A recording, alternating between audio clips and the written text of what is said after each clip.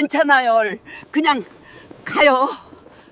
눈 오는 골목에서 막고 있던 할머니가 저를 보며 그렇게 말했습니다. 도와달라는 말도 살려달라는 말도 아니었습니다. 막고 있는 사람이 먼저 남을 걱정하는 그 한마디에 저는 발걸음을 멈췄습니다. 그날 밤 저는 영웅이 되려고 한 게 아니었습니다. 그 말을 듣고도 돌아서면 평생 그 목소리가 따라올 것 같았기 때문입니다. 우리는 이름도 묻지 않은 채 아주 조용한 밤을 함께 보냈습니다. 하지만 아침이 되자 골목에 어울리지 않는 차들이 줄지어 섰습니다. 그 순간 알았습니다. 이 만남은 우연이 아니었고 쉽게 끝나지 않을 거라는 걸요. 다만 아직은 말하지 않겠습니다. 이 선택이 어디까지 데려갈지는요. 안녕하세요. 이 이야기를 듣기 전에 구독과 좋아요를 눌러주시면 큰 힘이 됩니다. 지금 어디에서 이 이야기를 듣고 계신지도 댓글로 남겨주세요. 하나하나 인사드리겠습니다. 오늘의 이야기는 그냥 지나칠 수도 있었던 한밤에서 시작됩니다. 그럼 지금부터 이야기를 들려드리겠습니다. 그날도 평소와 크게 다르지 않은 밤이었습니다. 눈이 오는 날은 늘 마음이 조금 더 급해졌습니다. 길이 미끄러워 배달은 힘들었지만 그만큼 주문이 많았고 주문이 많다는 건 하루를 조금 더 버틸 수 있다는 뜻이었기 때문입니다. 저는 배달 가방을 내려놓고 고시원 쪽 골목으로 걸어 들어가며 오늘 번 돈을 머릿속으로 조용히 정리하고 있었습니다. 고시원비, 휴대폰 요금, 생활비. 늘 빠듯했지만 그래도 아직은 괜찮다고 스스로에게 말해왔습니다. 골목으로 접어들자 가로등 불빛이 눈발에 번져 흐릿해졌습니다. 바닥은 얼음처럼 미끄러웠고 발밑에서 눈이 눌리는 소리가 났습니다. 저는 고개를 숙이고 걸음을 재촉했습니다. 빨리 들어가서 씻고 눕고 싶었습니다. 오늘 하루는 여기까지라고 그렇게 끝내고 싶었습니다. 그때 골목 안쪽에서 둔탁한 소리가 들렸습니다. 퍽 하는 소리와 함께 숨을 제대로 쉬지 못하는 듯한 낮은 신음이 이어졌습니다. 처음에는 그냥 귀를 스쳐 지나가는 소리라고 생각하려 했습니다. 이런 동네에서는 별일도 많고 괜히 휘말렸다가 더 큰 일을 겪는 경우도 적지 않다는 걸 알고 있었기 때문입니다. 저는 잠깐 망설이다가 그냥 지나치려 했습니다. 그런데 바로 그 순간이었습니다. 아주 작고 힘없는 목소리가 들렸습니다. 괜찮아요. 그냥 가요. 그 말은 이상할 정도로 차분했습니다. 막고 있는 사람이 누군가를 말리는 목소리였습니다. 저는 그 자리에서 걸음을 멈췄습니다.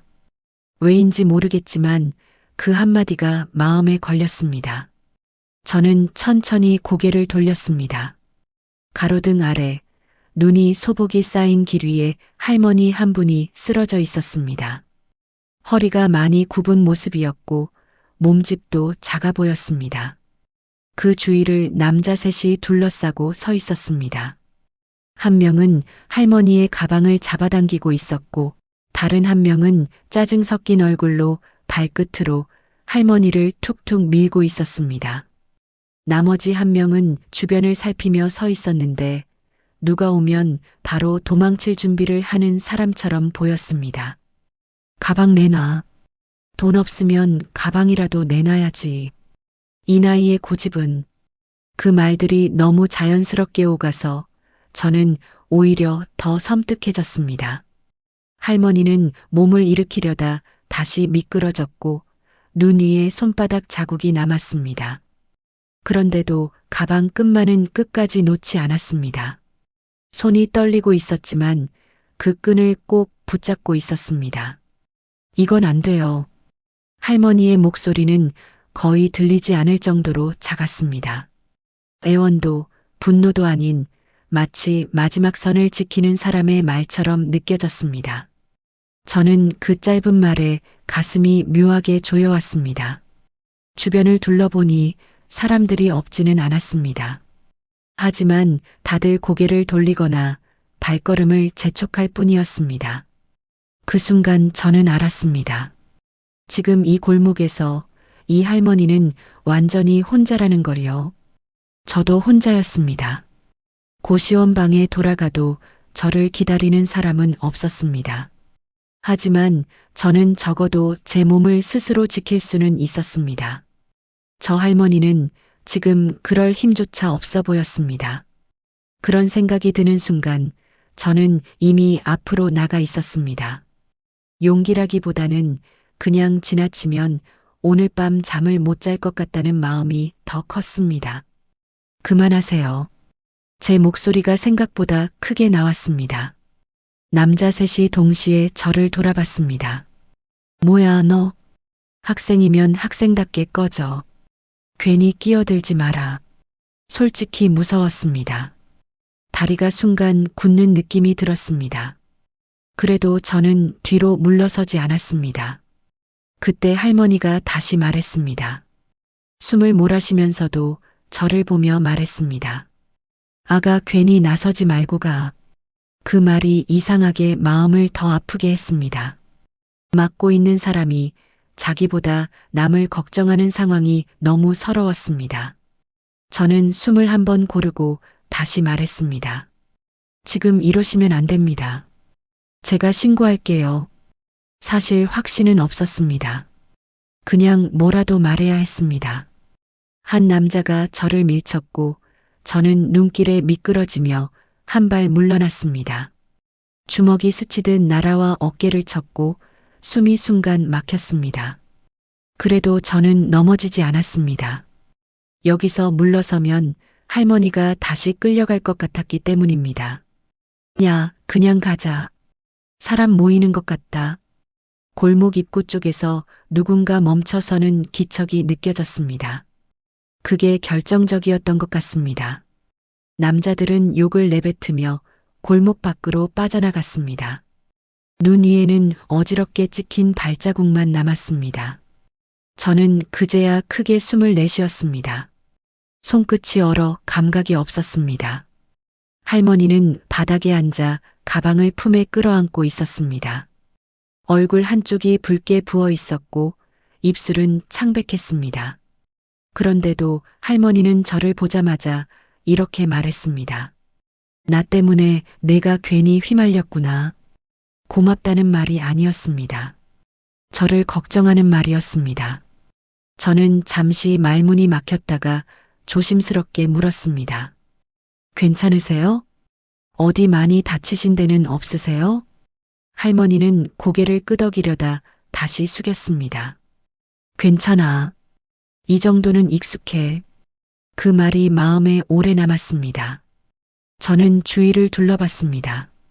차가운 눈바닥 위에 할머니를 그대로 둘 수는 없었습니다. 일단 여기 너무 추워요. 잠깐만 따뜻한 데로 가시죠. 할머니는 잠시 망설이다가 천천히 일어섰습니다. 저는 조심스럽게 팔을 내밀었습니다. 제가 부축해 드릴게요. 할머니의 손은 차갑고 가벼웠습니다. 그 손이 제 팔을 잡는 순간 저는 알 수 없는 책임감을 느꼈습니다. 제가 이 손을 놓으면 이분은 또 혼자가 되겠다는 생각이 들었습니다. 눈은 계속 내리고 있었습니다. 우리는 말없이 골목을 걸었습니다. 발밑에서 눈이 조용히 소리를 냈습니다. 그날 밤 저는 그저 할머니의 팔을 잡고 있었을 뿐이었습니다. 하지만 나중에야 알게 될 일이었습니다. 그날 제가 붙잡은 건 단순한 팔이 아니라 누군가의 인생 한가운데였다는 것을요. 방 안에 들어오자마자 저는 먼저 난로 스위치를 켰습니다. 고시원 방은 늘 그렇듯이 좁았고 창문 틈으로 찬 기운이 스며들고 있었습니다. 할머니는 문 앞에 잠시 서 있다가 신발을 벗고 조심스럽게 안으로 들어오셨습니다. 발을 옮길 때마다 망설임이 묻어났습니다. 남의 공간에 들어오는 일이 익숙하지 않은 사람의 움직임처럼 보였습니다. 여기 좀 좁아요. 제가 먼저 말을 꺼냈습니다. 괜찮아.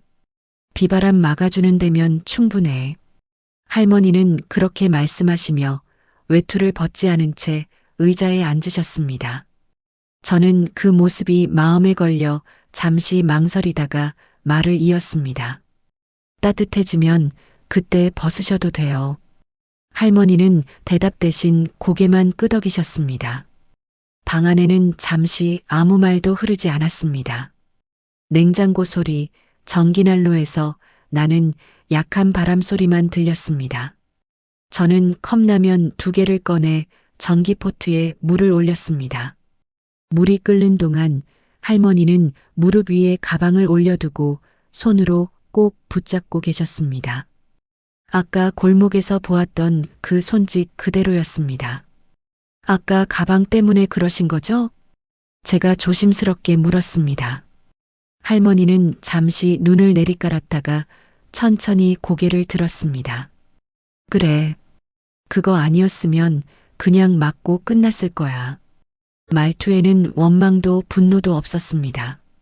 그냥 사실을 말하는 사람처럼 담담했습니다. 저는 괜히 말이 막혀 가방을 힐끗 바라봤습니다. 낡고 닳고 오래된 가방이었습니다. 그 안에 뭐가 있길래 저렇게까지 지키셨을까 싶었습니다. 돈은 없었죠? 제가 조심스럽게 말하자 할머니는 작게 웃으셨습니다. 돈 있었으면 저 골목에 안 있었겠지. 그 웃음이 이상하게 마음을 더 무겁게 했습니다. 물이 끓어 라면을 부으며 저는 말을 돌렸습니다. 조금만 드세요. 몸이 좀 풀리셔야 할 것 같아서요. 할머니는 젓가락을 들고 한동안 움직이지 않으셨습니다. 그러다 한 젓가락을 집어 입에 넣고는 천천히 씹으셨습니다. 그리고는 말없이 고개를 숙이셨습니다. 저는 그게 울음인지 그냥 뜨거워서인지 알 수 없었습니다. 너는? 할머니가 먼저 입을 여셨습니다. 왜 나를 도와줬니? 저는 그 질문에 바로 대답하지 못했습니다. 멋있는 이유를 말할 수 있을 것 같지도 않았고 솔직히 그런 이유도 없었습니다. 잠시 고민하다가 있는 그대로 말했습니다. 지나치면 계속 생각날 것 같아서요. 그게 더 불편했어요. 할머니는 그 말을 듣고 한참을 아무 말 없이 계셨습니다. 그러다 아주 조용히 말씀하셨습니다. 나 같은 사람은 보통 다들 피한다. 귀찮아질까봐. 저는 고개를 저었습니다. 귀찮지는 않았어요. 그냥 혼자 계신 것 같아서요. 그 말이 끝나자 할머니는 고개를 돌려 벽을 바라보셨습니다. 방 안에는 다시 침묵이 흘렀습니다. 하지만 그 침묵은 아까 골목의 침묵과는 달랐습니다. 누군가 옆에 있다는 걸 서로 알고 있는 침묵이었습니다. 할머니는 잠시 후 가방을 살짝 열었습니다. 안에는 돈 대신 오래된 사진 몇 장과 약봉지들이 들어 있었습니다. 사진 속에는 젊은 시절의 할머니와 아이들로 보이는 2사람이 있었습니다. 웃고 있는 얼굴이었지만 그 웃음이 오래전 것이라는 건 한눈에 알 수 있었습니다. 이것도 이제는 나만 기억해. 그 말을 하실 때 할머니의 손이 사진 위에서 잠시 멈췄습니다. 저는 그 손을 보고 아무 말도 하지 않았습니다. 괜히 위로를 흉내내고 싶지 않았습니다. 집에는 안 가셔도 돼요? 제가 물었습니다. 할머니는 잠시 생각하다가 담담하게 말씀하셨습니다. 집은 있어. 근데 가도 말 걸 사람이 없어. 그 말이 방 안에 오래 남았습니다. 저는 컵에 물을 더 따라 할머니 앞에 놓았습니다. 오늘은 그냥 여기 계셔도 돼요. 할머니는 저를 가만히 바라보셨습니다. 그리고 아주 작게 웃으시며 말씀하셨습니다. 너 참 이상한 애다. 이런 걸 당연하게 말하네. 저는 괜히 머리를 극적였습니다. 당연한 건 아닌데요. 그냥 오늘은 그래도 될 것 같아서요. 할머니는 더 이상 아무 말도 하지 않으셨습니다. 대신 외투를 조금 풀고 의자에 등을 기대셨습니다. 숨이 조금 편해진 것처럼 보였습니다. 방 안의 공기도 아까보다 덜 차갑게 느껴졌습니다. 밖에서는 눈이 여전히 내리고 있었습니다. 작은 방 안에서 우리는 서로의 이름도 모른 채 같은 시간을 보내고 있었습니다. 하지만 이상하게도 불편하지 않았습니다. 저는 그날 밤 처음으로 알게 되었습니다. 누군가에게 말을 걸지 않아도 옆에 있어 주는 것만으로도 사람이 조금은 덜 외로워질 수 있다는 것을요. 그 사실이 제 마음을 오래 붙잡고 있었습니다. 아침이 밝았다는 걸 알았을 때 저는 한동안 눈을 뜨지 못했습니다. 고시원 특유의 냄새와 창문 틈으로 스며드는 차가운 공기가 여전히 그대로였기 때문입니다. 모든 게 어젯밤과 같아 보여서 잠깐이나마 아무 일도 없었던 것처럼 느껴졌습니다. 하지만 곧 알게 되었습니다. 밤과 아침은 생각보다 훨씬 다른 얼굴을 하고 있다는 거요. 할머니는 이미 일어나 계셨습니다. 방 한쪽에 서서 외투를 다시 여미고 계셨는데 마치 언제든 떠날 준비를 해온 사람처럼 보였습니다.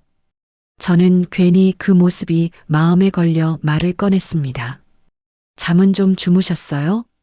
할머니는 고개를 끄덕이며 조용히 대답하셨습니다. 응, 괜찮았다. 신세 많이 졌다. 그 말투가 어제보다 더 단정해서 저는 오히려 더 불안해졌습니다. 괜히 컵에 물을 따라 건네며 자연스럽게 물었습니다.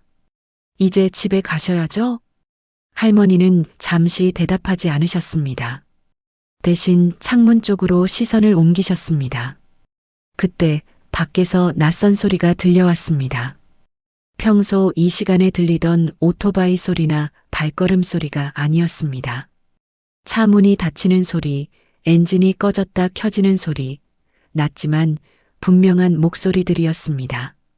저는 커튼을 조금 걷어 올렸습니다. 그 순간 말문이 막혔습니다. 좁은 골목을 가득 채운 검은 외제차들이 줄지어 서 있었습니다. 고시원 앞에는 전혀 어울리지 않는 풍경이었습니다. 반짝이는 차체와 정장을 입은 사람들이 이곳을 당연하다는 듯 오가고 있었습니다. 할머니. 제가 돌아보자 할머니는 이미 알고 계신 얼굴이었습니다. 놀라지도 당황하지도 않으셨습니다. 다만 아주 잠깐 숨을 고르셨습니다. 아침이 왔구나. 그 말이 이상하게 무겁게 들렸습니다. 잠시 후 누군가 문을 두드렸습니다. 조심스럽지만 거절을 예상하지 않는 노크였습니다. 서정임 회장님 계십니까? 그 호칭이 방 안을 가득 채웠습니다. 저는 얼어붙은 채 할머니를 바라봤습니다. 회장님이요? 할머니는 저를 한번 바라보시고는 천천히 고개를 끄덕이셨습니다. 그래, 나야. 문을 열자 정장 차림의 사람들이 일제히 허리를 숙였습니다. 그 모습이 너무 낯설어서 저는 한 발 뒤로 물러섰습니다. 누군가는 안도의 한숨을 내쉬었고 누군가는 조심스럽게 말을 이었습니다. 밤새 연락이 닿지 않으셔서 모두 걱정했습니다. 할머니는 그 말을 자르듯 낮게 말씀하셨습니다. 여기서는 그런 말 하지 말아라. 그 한마디에 방 안의 공기가 바뀌었습니다. 저는 그제야 깨달았습니다. 이분은 도움을 받아야 할 노인이 아니라 누군가의 결정을 내려온 사람이었다는 거요. 그런데도 어젯밤 이 방에서는 그 어떤 명령도 권위도 없었습니다. 그저 가방을 놓지 않던 한 분의 할머니였을 뿐이었습니다. 할머니는 외투를 입고 문 쪽으로 걸어가다 잠시 멈추셨습니다. 그리고 저를 돌아보며 말씀하셨습니다. 어제는 내가 내 편이었다. 그 말이 가슴에 오래 남았습니다. 저는 아무 말도 하지 못했습니다. 무슨 말을 해야 할지도 몰랐습니다. 그저 고개를 숙이는 것밖에는요. 밖으로 나가자 사람들의 시선이 할머니에게로 쏠렸습니다. 누군가는 급히 문을 열어드렸고 누군가는 길을 비켰습니다. 하지만 할머니는 그 모든 것보다 잠깐 제 쪽을 다시 바라보셨습니다. 걱정하지 마라. 나는 다시 돌아올 거다. 어디로, 왜, 언제인지 묻지 못했습니다. 다만 분명한 건 하나였습니다. 어젯밤의 그 조용한 방으로 우리는 다시 돌아갈 수 없다는 것이었습니다. 그리고 그 사실이 이상하게도 두렵기보다는 현실처럼 느껴졌습니다. 문이 닫히고 차 소리가 멀어졌습니다. 고시원 골목은 다시 평소의 모습으로 돌아왔지만 제 마음은 그렇지 않았습니다. 저는 한동안 그 자리에 서 있었습니다. 어젯밤 할머니가 잡았던 그 손의 감촉이 아직도 제 팔에 남아있는 것처럼 느껴졌습니다. 그날 아침 저는 알게 되었습니다. 사람의 인생은 어떤 밤보다도 아침에 더 크게 흔들릴 수 있다는 것을요. 차 문이 닫히는 소리가 멀어지고 나서도 저는 한동안 그 자리에 서 있었습니다. 골목은 다시 평소처럼 조용해졌지만 아침 공기는 전과 달랐습니다. 마치 어제까지 알던 세계가 아닌 곳에 혼자 남겨진 느낌이었습니다. 고시원 문을 닫고 방으로 돌아왔지만 방 안도 낯설게 느껴졌습니다. 난로는 켜져 있었고 컵 하나는 그대로였는데 모든 게 어딘가 어긋나 있었습니다. 그날 낮은 유난히 길었습니다. 배달을 나가도 손님을 만나도 제 머릿속에는 자꾸만 할머니의 마지막 말이 맴돌았습니다. 나는 다시 돌아올 거다. 그 말은 약속처럼 들리기도 했고 작별 인사처럼 들리기도 했습니다.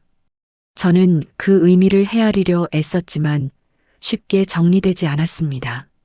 다만 분명한 건 어젯밤의 그 조용한 시간은 이미 끝났다는 사실이었습니다. 저녁이 가까워질 무렵 모르는 번호로 전화가 걸려왔습니다. 저는 잠시 망설이다가 받았습니다. 낮고 단정한 목소리가 들렸습니다. 김민재 씨 맞으십니까? 서정임 회장님 쪽에서 연락드렸습니다. 그 호칭을 듣는 순간 심장이 한번 크게 내려앉았습니다.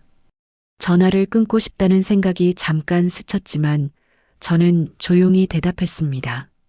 네, 맞습니다. 상대는 짧게 용건을 전했습니다. 할머니가 저를 찾고 계시다는 말, 잠시 얼굴을 보고 싶어 하신다는 말. 저는 이유를 묻지 않았습니다. 물어봐도 아직은 제가 알 수 있는 단계가 아니라는 걸 느꼈기 때문입니다. 약속 장소는 도심의 큰 집이었습니다. 담장 너머로 보이는 집은 제가 살면서 한 번도 가까이 가본 적 없는 종류의 공간이었습니다.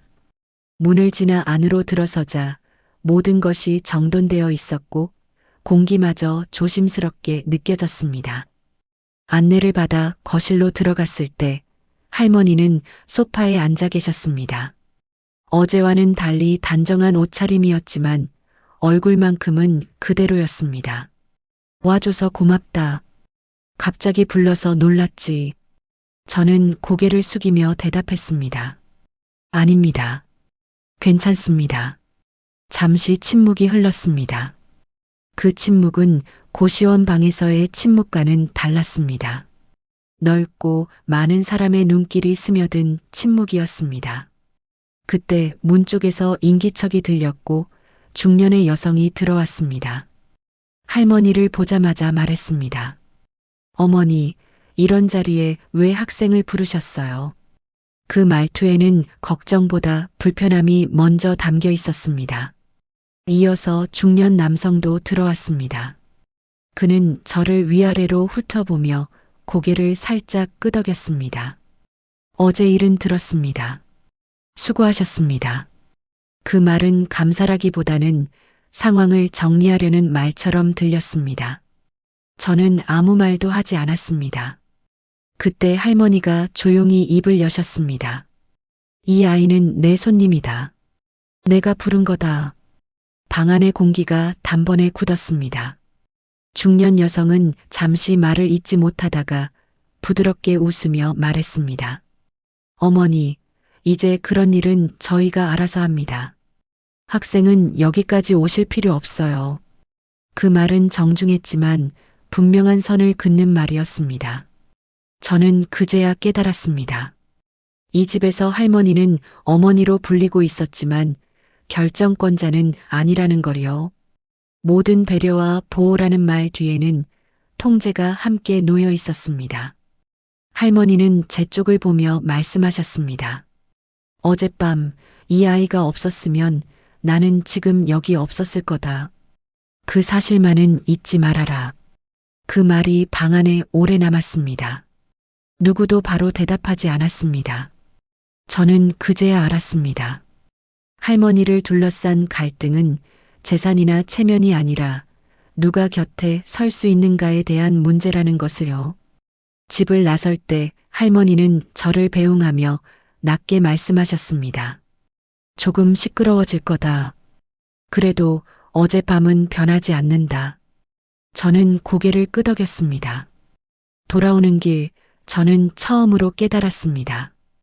이 이야기는 단순히 도움을 주고받은 일이 아니라는 거요. 누군가의 삶에 발을 들여놓았다는 건 그 사람의 가족과 세계까지 함께 마주해야 한다는 뜻이라는 것을요. 그날 이후로 저는 더 이상 이 일을 가볍게 생각할 수 없게 되었습니다. 어젯밤의 선택은 끝난 게 아니라 이제 막 시작되고 있었습니다. 그날 이후로 할머니 소식은 제 일상 사이사이로 조용히 스며들었습니다. 직접 연락이 온 적은 없었지만 가끔 모르는 번호로 짧은 문자 하나가 도착했습니다. 밥은 먹었니? 날씨가 춥다. 딱 그 정도였습니다. 안부라고 하기엔 너무 짧았고 명령이라고 하기엔 너무 부드러웠습니다. 저는 그 문자들을 지우지 못하고 휴대폰 한쪽에 그대로 남겨두었습니다. 며칠 뒤 다시 연락이 왔습니다. 이번엔 전화였습니다. 저녁 무렵 배달을 마치고 잠시 쉬고 있을 때였습니다. 잠깐 얼굴 볼 수 있겠니? 할머니의 목소리였습니다. 여전히 낮고 차분했지만 어딘가 결심이 담겨 있는 것처럼 들렸습니다. 저는 이유를 묻지 않았습니다. 대신 고개를 끄덕이듯 대답했습니다. 네. 어디로 가면 될까요? 약속 장소는 집이 아니라 도심에서 조금 떨어진 작은 식당이었습니다. 화려하지도 조용하지도 않은 곳. 할머니는 이미 와 계셨고 창가 자리에 앉아 계셨습니다. 주변에는 익숙한 경호원도 정장 차림의 사람들도 보이지 않았습니다. 그 모습이 오히려 낯설었습니다. 여긴 괜찮다. 사람들이 나를 잘 안 본다. 할머니는 그렇게 말하며 메뉴판을 접으셨습니다. 저는 그 말의 뜻을 굳이 묻지 않았습니다. 대신 조심스럽게 물었습니다. 요즘은 좀 괜찮으세요? 할머니는 잠시 생각하다가 아주 솔직하게 대답하셨습니다. 괜찮은 날도 있고 아닌 날도 있다. 그 말이 이상하게 마음에 남았습니다. 저는 그제야 깨달았습니다. 이분은 언제나 강한 어른으로만 살아온 사람이 아니라 괜찮지 않은 나를 숨기며 살아온 사람이기도 했다는 거리요. 식사가 끝나갈 즈음 할머니는 제 쪽을 바라보며 말씀하셨습니다.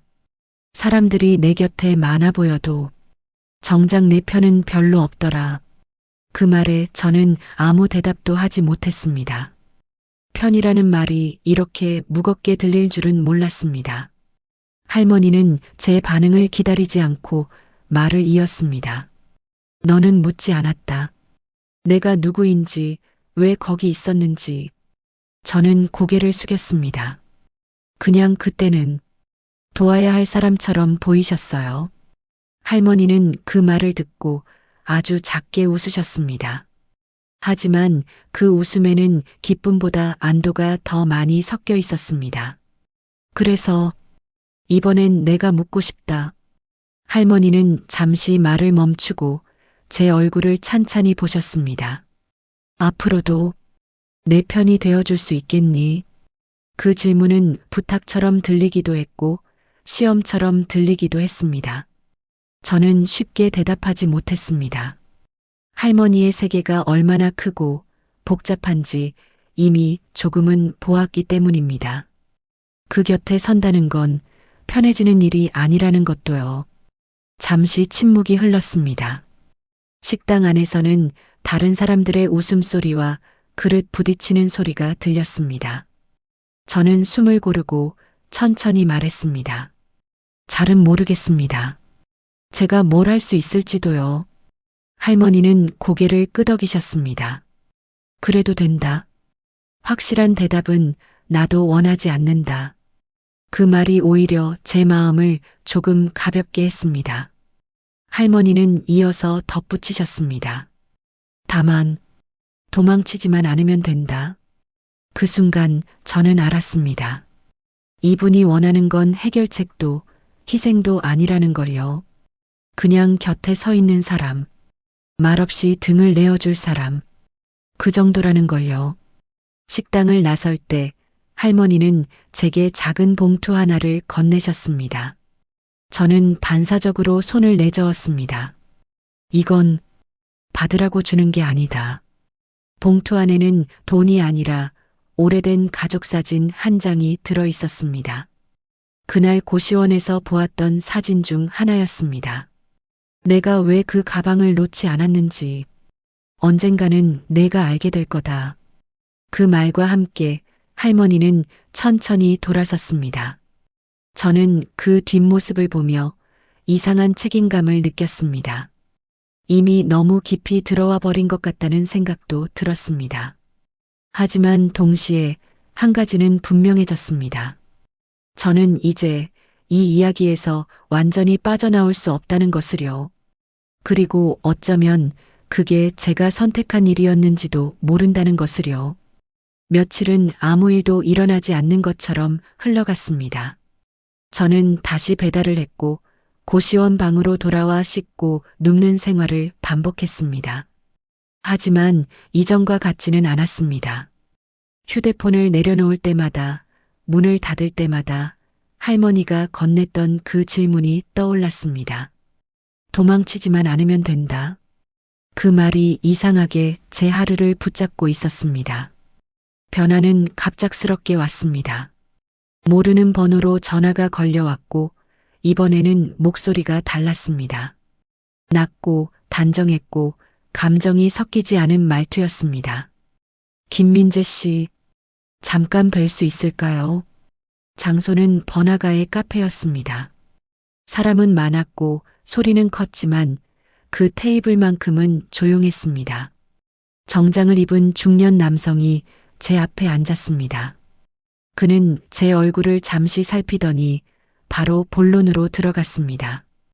회장님께서 학생을 신경 쓰고 계십니다. 그게 여러모로 불편한 상황을 만들고 있습니다.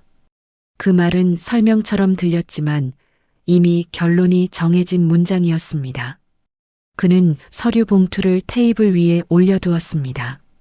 두껍지도 얇지도 않은 봉투였습니다. 학비, 이사할 집, 당분간의 생활비. 조건은 간단했습니다. 할머니 곁에서 사라질 것. 연락도 만남도 우연도 없게 할 것. 그는 부드럽게 웃으며 덧붙였습니다. 학생 인생을 위해서도 그게 최선입니다. 저는 봉투를 보지 않았습니다. 대신 창밖을 잠깐 바라봤습니다. 사람들은 바쁘게 오가고 있었고 누구도 이 테이블의 대화를 신경 쓰지 않았습니다. 그 평범함이 오히려 숨이 막혔습니다. 거절하셔도 됩니다. 그가 말했습니다. 다만 그 선택에는 책임이 따릅니다. 책임이 무엇인지 묻지 않아도 알 것 같았습니다. 저는 그제야 깨달았습니다. 이건 제 선택이 아니라 이미 누군가가 정해놓은 경로에서 벗어날 수 있느냐의 문제라는 거리요. 그날 밤 할머니에게서 문자가 왔습니다. 짧았습니다. 오늘은 조금 힘들다. 그 한 줄이 봉투보다 무거웠습니다. 저는 한참을 고민하다가 결국 봉투를 밀어 돌려놓았습니다. 저는 말을 고르다 그대로 말했습니다. 아직은 사라질 수 없습니다.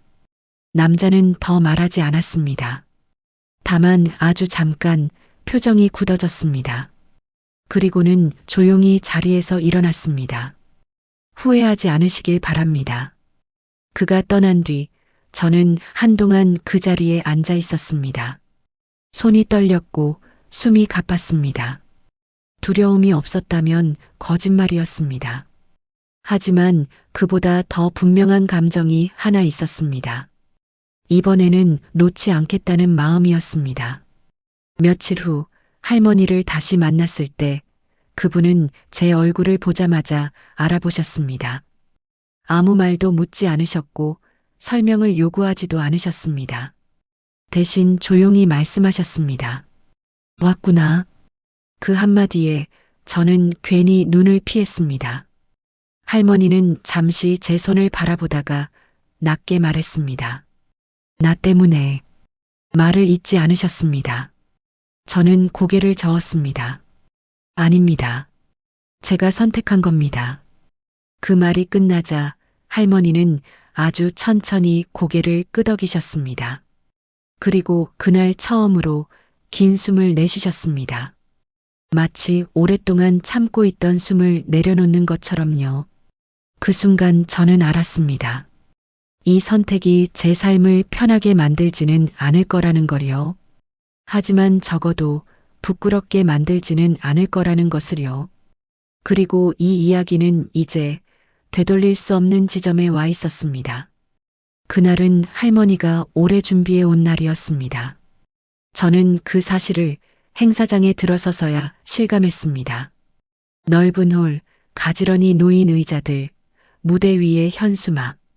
모두가 축하와 성과를 말하는 자리였지만 공기에는 이상할 만큼 긴장이 감돌고 있었습니다.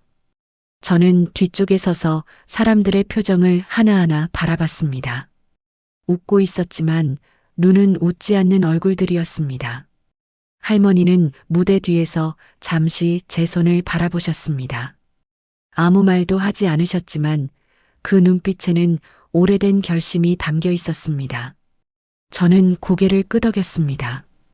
그게 제가 할 수 있는 전부였습니다. 할머니는 천천히 무대로 걸어 나가셨고 박수가 터져 나왔습니다. 그 박수는 익숙한 소리였겠지만 오늘만큼은 다르게 들렸습니다. 오늘은 감사 인사만 하려고 이 자리에 섰습니다. 할머니의 목소리는 낮았고 또렷했습니다. 홀 안이 조용해졌습니다. 저는 그 침묵이 이미 시작된 신호라는 걸 느꼈습니다. 그런데 할머니는 잠시 말을 멈추셨습니다. 감사에는 진실이 따라야 한다고 생각합니다. 그 말이 떨어지자 무대 옆에서 준비해둔 화면이 켜졌습니다. 사진과 기록들이 차례로 나타났습니다. 병원 기록, 일정표, 통화 내역, 그리고 몇 장의 CCTV 화면. 눈 오는 골목, 흔들리는 화면 속의 모습이 스쳐 지나갔습니다. 홀 안에서 작은 탄식이 흘러나왔습니다. 그날 밤 할머니가 말씀하셨습니다. 나는 보호받고 있지 않았습니다. 중년 남성과 여성이 굳은 표정으로 자리에 앉아 있었습니다.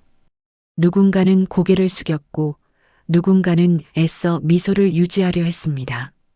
할머니는 시선을 돌리지 않으셨습니다. 내 이름으로 결정된 일들이었지만 내 뜻은 아니었습니다. 그 순간 저는 무대 쪽으로 불려나갔습니다. 수많은 시선이 한꺼번에 저에게 쏟아졌습니다. 다리가 잠시 굳었지만 저는 멈추지 않았습니다. 할머니의 말씀이 이어졌습니다. 이 아이는 나를 사람으로 불러준 사람이었습니다. 그 말이 홀 안에 깊게 울렸습니다. 저는 숨을 고르고 준비해온 자료를 넘겼습니다. 회유의 메시지, 봉투, 조건들. 직접적인 말은 하지 않았습니다. 화면이 대신 말해주고 있었습니다. 침묵이 더 무거워졌습니다. 나는 오래 참았습니다. 할머니의 목소리가 조금 낮아졌습니다. 참는 게 어른인 줄 알았습니다. 그제야 박수가 아닌 숨소리가 들렸습니다. 누군가는 자리에서 일어났고 누군가는 급히 전화를 꺼냈습니다. 하지만 할머니는 마지막으로 이렇게 말씀하셨습니다. 오늘부터는 내가 선택하겠습니다. 그 한마디에 모든 것이 끝났다는 걸 알았습니다. 아니, 정확히는 시작이었습니다. 저는 무대 아래로 내려오며 다리가 풀리는 걸 느꼈습니다. 할머니는 제 쪽을 한번 바라보셨고 아주 작게 고개를 끄덕이셨습니다. 그 작은 신호가 제 마음을 단단하게 붙잡았습니다. 행사가 끝나고 사람들은 제각기 다른 얼굴로 홀을 빠져나갔습니다. 누군가는 분노했고 누군가는 안도했습니다. 저는 문가에 서서 그 모습을 지켜봤습니다. 오늘의 선택이 모두를 만족시키지는 못하겠지만 적어도 침묵으로 덮이지는 않을 거라는 생각이 들었습니다. 그날 밤 저는 알게 되었습니다. 사이다 같은 순간은 박수로 끝나지 않는다는 걸요. 진짜 변화는 그 박수 뒤에 찾아온다는 것을요. 행사가 끝난 뒤 세상은 생각보다 조용하게 흘러갔습니다. 뉴스가 나왔고 말들이 오갔고 누군가는 책임을 물었지만 저는 그 모든 소식을 한 발짝 떨어진 곳에서 듣고 있었습니다. 그날 이후로 할머니의 이름은 더 이상 누군가의 뒤에 붙지 않았고 단독으로 불렸습니다. 그 사실이 저는 이상하게 마음에 남았습니다. 할머니를 다시 만난 건 며칠 뒤였습니다. 화려한 공간이 아니라 햇살이 잘 드는 작은 집이었습니다. 창문이 크지도 않았고 가구도 많지 않았지만 집 안에는 조용한 숨이 흐르고 있었습니다. 할머니는 앞치마를 두르고 계셨고 냄비에서는 국이 끓고 있었습니다. 그 모습이 낯설면서도 어쩐지 아주 오래된 장면처럼 느껴졌습니다. 왔구나. 그 말은 늘 하시던 말이었지만 그날은 다르게 들렸습니다. 기다렸다는 말 같기도 했고 반갑다는 말 같기도 했습니다. 저는 신발을 벗고 들어가며 고개를 숙였습니다. 괜찮으세요? 요즘은 좀 어떠세요? 할머니는 국을 한번 저어놓고 천천히 말씀하셨습니다. 괜찮다. 완전히는 아니고 그래도 많이. 그 말에 저는 웃었습니다. 완전히 괜찮아지는 날은 없다는 걸 저도 조금은 알 것 같았기 때문입니다. 우리는 마주 앉아 밥을 먹었습니다. 특별한 반찬은 없었고 대단한 이야기도 하지 않았습니다.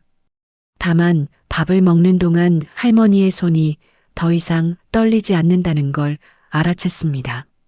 식사가 끝나갈 즈음 할머니는 조용히 제 쪽을 보며 말씀하셨습니다. 그날 밤 말이다. 내가 내 말을 안 들었지. 저는 그 말에 잠시 멈칫했습니다. 괜찮다 가라고 했는데 안 갔잖아. 그 말투에는 나무람도 원망도 없었습니다.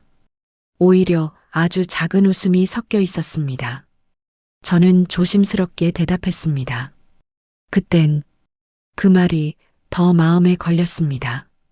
할머니는 고개를 끄덕이셨습니다. 그래, 나도 그랬다. 잠시 침묵이 흘렀습니다.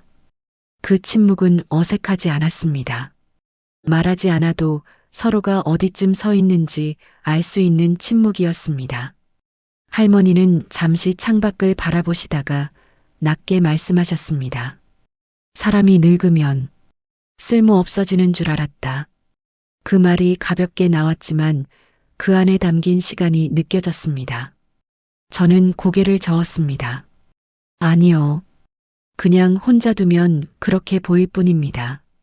할머니는 제 말을 곱씹듯 잠시 생각하시더니 아주 천천히 웃으셨습니다. 이 나이에 다시 시작해도 되겠지. 그 질문은 제게 하는 말 같기도 했고 스스로에게 하는 말 같기도 했습니다.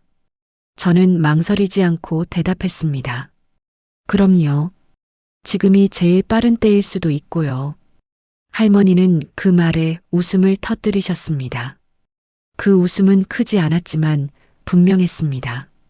저는 그 웃음을 보며 알았습니다.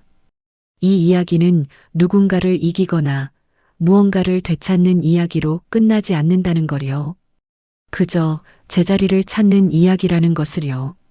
집을 나설 때 할머니는 제 손에 작은 반찬통 하나를 쥐어주셨습니다. 가져가라. 혼자 먹지 말고. 그 말에 저는 웃으며 고개를 끄덕였습니다. 골목을 걸어 나오며 저는 문득 그날 밤을 떠올렸습니다. 눈 오는 골목에서 괜찮아요. 그냥 가요. 라고 말하던 목소리요. 그 말이 이제는 다르게 들렸습니다.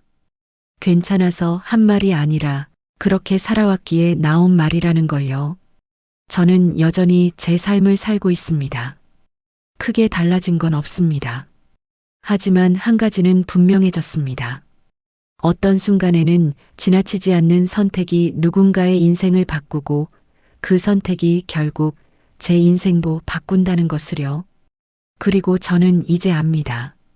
누군가의 편이 된다는 건 끝까지 같이 가겠다는 약속이 아니라 도망치지 않겠다는 마음이라는 것을요.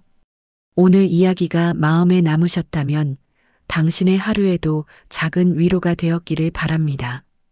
끝까지 함께 해주셔서 감사하고 이 이야기가 떠올린 생각이나 마음은 댓글로 나눠주세요.